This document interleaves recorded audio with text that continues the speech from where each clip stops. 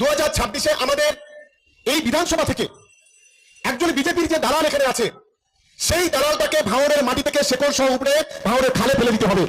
দেখো, সওগাত মোল্লা হয়তো ক্যানিং এর জায়গা পাচ্ছে না, ক্যানিং এ হয়তো তোলা তুলতে পারছে না, ভাঙড়ে এসে তোলা তুলছে সওগাত মোল্লা, এবং ভাঙড়ে মধু পেয়েছে, এই জন্য সওগাত মোল্লা এখানে যাচ্ছে না। কেন? এখানে ভাঙড়ে একমাত্র যদি টিএমসি প্রতিষ্ঠাতা করে সেটা হলো আরাবুল ইসলাম। আজকের আরাবুল ইসলাম দুধ দিতে পারছে না বলে আরাবুল ইসলামকে জেল খাটাচ্ছে। সওগাত মোল্লার একটা কথা হলো, ওনাকে যে দুধ না দেবে তাকে জেলের ঘানি কাটাবে। কেন? সওগাত মোল্লা এখানে কোটি কোটি টাকা তুলছে, আমার কাছে প্রমাণ আছে। তবে সেই সওগাত মোল্লাকে আমি এখানে বলতে চাই, ভাঙড়ের মানুষ, ভাঙড়ের মাটিটা হলো আইএসএফের ঘাঁটি। তুমি ভাঙড়ের মানুষ কত বোকা ভেবো না। আগামী দিন 2026-এ তোমার প্যান খুলে বাড়ি পাঠাবে এই ভাঙড়ের মানুষ। এবং তিনি অন ক্যামেরায় বলছে হাত পা ভেঙে দেবো, গুটিয়ে দেবো, আইএসএফকে শেকড় সঙ্গে উপড়ে দেবো। আমরা এখানে দাঁড়িয়ে বলছি, আমরা যদি মনে করি পশ্চিমবাংলা থেকে টিএমসি শেকড় উপড়ে দেওয়ার ক্ষমতা রাখি আমরা অবশ্যই। কেন? আমরা এমন একটা নেতা শিক্ষায় শিক্ষিত, তার নাম হলো নওশাদ সিদ্দিকী, তার নাম হলো বিশ্বজিৎ মাইতি। এবং আমাদের ইন্ডিয়ান সেকুলার ফ্রন্ট মানুষের কথা বলে এবং মানুষের জন্য কথা বলতে শেখায়। এবং আজকে শাসক দল এখনো পর্যন্ত আমাদের মিথ্যা কেসে জেল খাটাচ্ছে। এখন আমাদের একটা শাহিন কাজীর ভাই, তিনি এখনো জেল খাচ্ছে, আরও আমার অনেক ভাই জেল খাচ্ছে। এবং এই শাসকের অত্যাচার মানুষ আর সহ্য করতে পারছে না। কেন?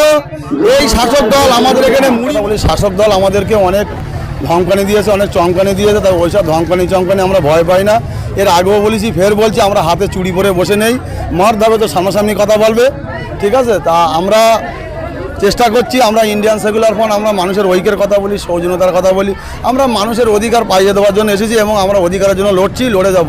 এবং এ লড়াই গরিব খেটে খাওয়া মানুষের লড়াই, এ লড়াই জারি থাকবে। আমরা দেখেছি ভাঙড়ে একটা দুষ্টিদ্বন্দ্ব চলছে আরাপুর সওগাত, এটা কি আপনারা বাড়তি সুবিধা পাচ্ছেন? দেখো, ওটা আমরা জানি না, ওদের ভাগাভাগি, ওদের মধ্যে ব্যাপার, ওদের ভাগাভাগি নিয়ে গণ্ডগোল হচ্ছে, এই জন্য এটা ওদের মধ্যে হচ্ছে। তবে যাই হোক, কে কী করছে ওইসব আমরা গুজবে কান দেই না। আমাদের লক্ষ্য আগামী 2026-এ আমাদের এখানে যিনি প্রার্থী হবে তাকে আমরা 1.5 লক্ষ ভোটে জেতাবো, এই আমাদের লক্ষ্য, আশা নিয়ে লড়ছি। এবং এইসব এতগুলো মানুষ দেখছেন সম্পূর্ণ ভালোবাসায়, মানুষকে আমরা কিছু দিতে পারিনি, মানুষ শুধু ভালোবাসায় আমাদের কাছে এসেছে। আমরা দেখেছি এই যে লোকসভা ভোট, এই সামনে এই যে লোকসভা ভোট হয়েছিল, হাজী নুরুল বসিরহাট থেকে লড়ে জিতেছিলেন, সেই জায়গায় আপনারা 3 নম্বর স্থান অধিকার করেছিলেন নতুন দল হিসেবে। সেই জায়গায় হাজী নুরুল এখন ইন্তেকাল করেছেন, সেই জায়গায় যদি পুরো নির্বাচন হয় কি করবেন, কতটা প্রভাব পড়তে পারবে?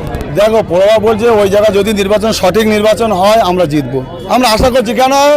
আমরা ইন্ডিয়ান সেকুলার ফ্রন্ট, আমরা মানুষের জন্য কথা বলি, আমরা ন্যায় সত্যের জন্য লড়াই করি।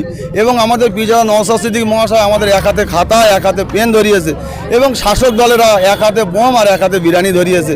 কেন? এরা শুধু বিরানির লোভে মানুষকে সরাচ্ছে। আজকে ভাঙড়কে দেখুন না, শিক্ষার প্রতিষ্ঠান কম রেখেছে।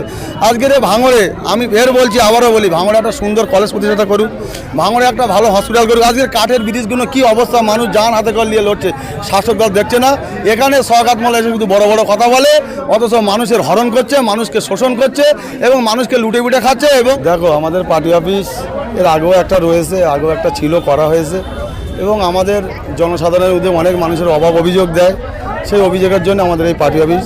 এবং এই পার্টি অফিস উদ্বোধন করতে আসে আমাদের পিজা নওশাদ সিদ্দিকী মহাশয়। কারণ এই জায়গাতেই ভাঙড়ে আজকের এই জায়গাতে টিএমসি শাসক দলেরা মুড়ির মতন বোমা ফেলেছিল, এবং এই জায়গাতে আমাদের অনেক রক্তের অনেক লাশ ফেলেছে, অনেক কিছু করেছে শাসক দলের ঘুম হারাম করার জন্য আজকে আমাদের এই পার্টি অফিস। আমরা দেখেছি একসময় বিধায়ক নওশাদ সিদ্দিকী ভাঙড়ে একটাও ঘর ভাড়া নেবে সেরকম জায়গা পেত না।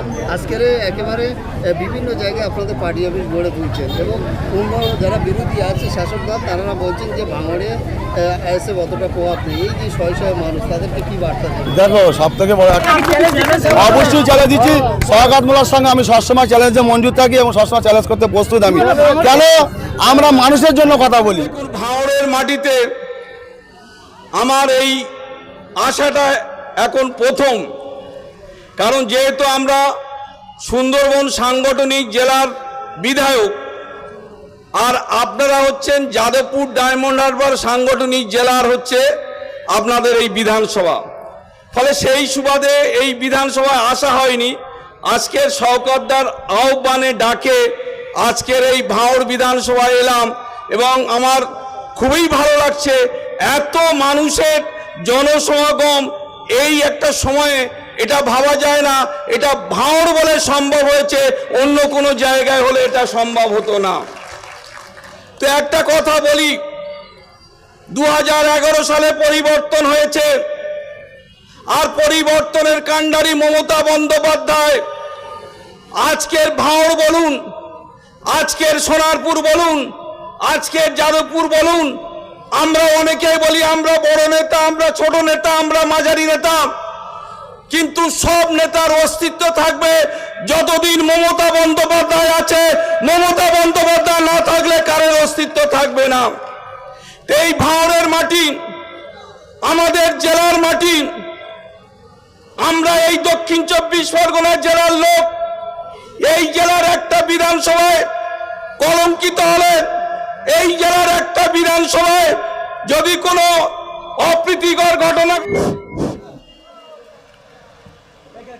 বন্দে মাতরম। আজকের ভাঁড়ের মাটিতে যে রাজনৈতিক সভা, সেই সভার প্রিয় সঞ্চালক তথা ক্যানিং পূর্বের জনপ্রিয় বিধায়ক এবং রাজ্য তৃণমূল কংগ্রেসের সাধারণ সম্পাদক এবং ভাঁড় বিধানসভার অবজারভার তথা আমার প্রিয় নেতা শওকত মোল্লা মহাশয় সহ মঞ্চে উপস্থিত আছেন ক্যানিং পশ্চিমের জনপ্রিয় বিধায়ক পরেশরাম দাস, বারুইপুর পূর্বের জনপ্রিয় বিধায়ক বিভাস সর্দার, কুলতলির জনপ্রিয় বিধায়ক গণেশ মণ্ডল সহ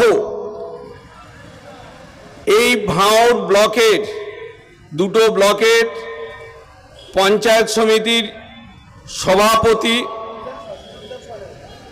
বিধানসভার নেতৃত্ব যারা আছেন